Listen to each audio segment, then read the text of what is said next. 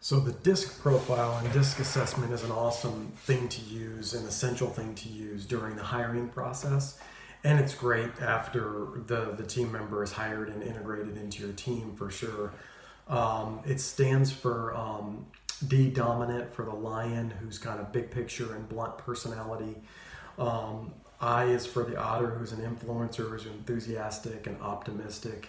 S is for steadiness, which is the golden retriever, is calm, supportive, and dependable. And then C is for the beaver, which is conscientiousness, which is detailed, independent, and objective. So that's the DISC. But it really is a tool to help communicate with the candidate or the new team member.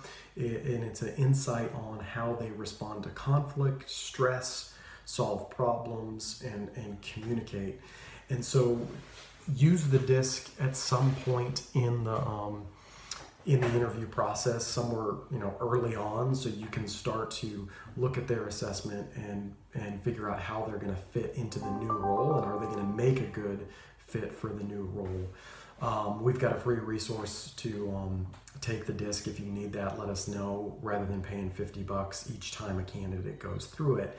But really, you're looking at that DISC and saying, hey, does the role that I'm hiring for, does their personality fit within that role? Because they could have all the skill sets, but is their personality a fit for the role?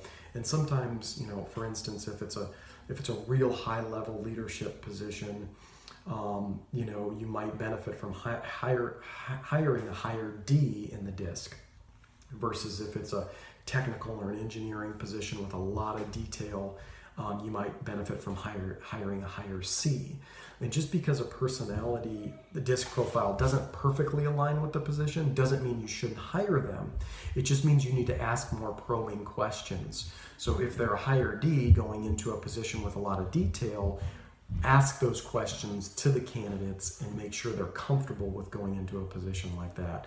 Or vice versa, if it's a person with a high C and they need to move into a leadership role where they can be very big picture and blunt, you need to probe the candidate for questions about how are you going to deal with that, how are you going to plan around these type of objectives in the role and your personality. So it's not a deal breaker if the DISC doesn't align with the position, but it's an indicator, and you need to ask more probing questions.